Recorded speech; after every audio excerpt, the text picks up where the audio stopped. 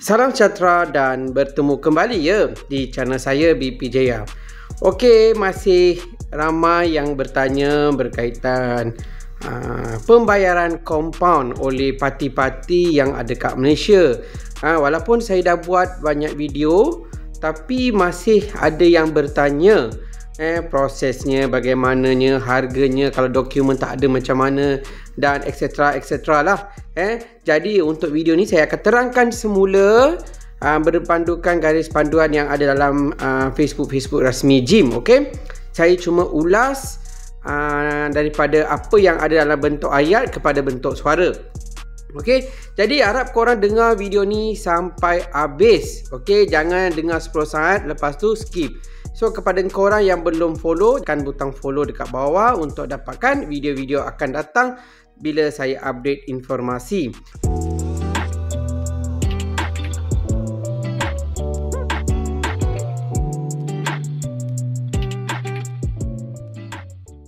Untuk parti-parti yang nak bayar kompaun, sekarang ini ada program repatriasi migran 2.0. Okey, jadi parti-parti bolehlah mengambil kesempatan untuk serah diri dan bayar kompaun melalui program ini, seterusnya balik ke negara asal dengan selamat. So, apa syarat, siapa yang boleh, siapa tak boleh, kadar bayaran tu macam mana, saya akan jelaskan. Okey, so dengar betul-betul. Okey, siapa yang layak untuk program repatriasi migran 2.0? Nombor 1, parti yang telah melakukan kesalahan di bawah Seksyen 61C Akta Immigration, iaitu tidak ada dokumen pengenalan diri ataupun masuk dan tinggal tanpa pas yang sah. Okey, jadi macam mana kamu nak uruskan benda ni? Okey, kamu boleh serah diri ke pejabat immigration. Seterusnya adalah parti-parti yang melakukan kesalahan tinggal lebih masa, iaitu overstay. Sepatutnya diduduk 1 bulan tapi dah duduk 2 bulan dah overstay, mereka juga layak untuk masuk program ini. Dan parti-parti yang melakukan kesalahan di bawah peraturan 39B peraturan immigration, itu salah guna pas. Okey, untuk 3 kategori ini saja dibenarkan untuk menyertai program repatriasi migran 2.0. Okey, siapa yang tak boleh? Tadi yang saya kata tu boleh kan? Yang ini tak boleh. Okey, siapa yang tak boleh? Mana-mana parti yang pernah daftar program repatriasi migran sebelum ini, yang nombor 1 tapi tak balik. Yang itu tak boleh. Nombor 2, mana-mana parti yang tersenarai dalam senarai hitam dan ada waran tangkap. Dia tak boleh. Mana ada blacklist tak boleh. Nombor 3 adalah pasangan kepada warga Malaysia. Di mana warga asing yang berkahwin dengan warga negara Malaysia ni, dia tak boleh masuk program ini. Dan jangan masuk. Kalau korang masuk nanti korang susah. So kepada warga asing yang berkahwin dengan Malaysia tapi dah ada overstay ni, yang ada tinggal lebih masa ni semua kan, kamu pergi ke bahagian visa pass untuk tindakan selanjutnya.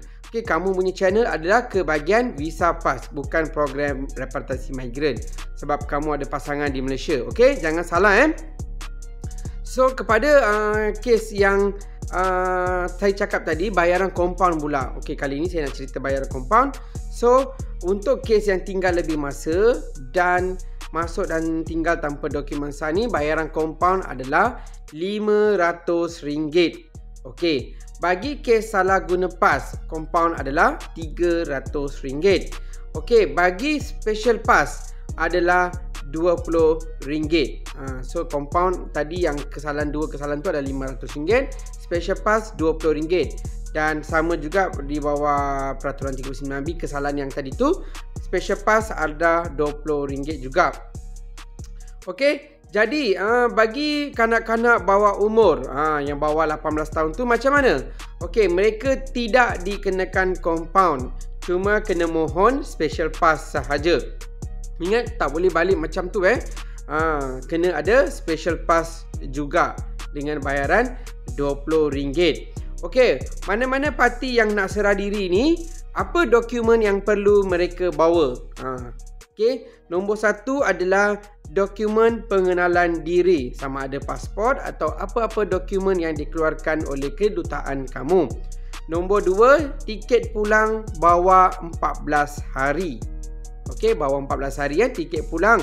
Dan bayaran adalah secara online, debit card, credit card ataupun Touch 'n Go e-wallet. Touch 'n Go e-wallet yang dalam telefon tu. Okey, kamu kena buat pembayaran melalui kaedah-kaedah ini saja. Dan serah diri di 14 pejabat immigration bahagian penguatkuasa untuk bayaran compound. Dan tidak perlu STO, boleh walk in saja.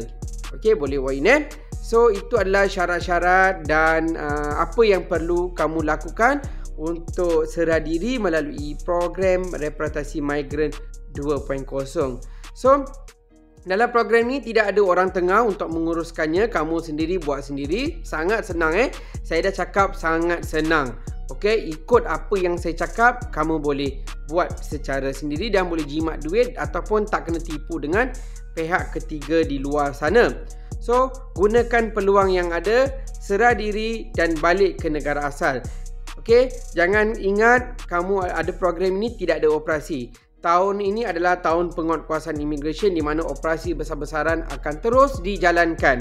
Jadi, jangan tunggu, okey saya nak balik bulan depan. Silap-silap kena tangkap sebelum balik. Okey, so serah diri, balik ke negara asal. Yang tiada dokumen, pergi ke kedutaan, dapatkan dokumen dulu. Okey, itu saja video kali ini. Sangat ringkas, sangat padat, sangat jelas saya dah ceritakan.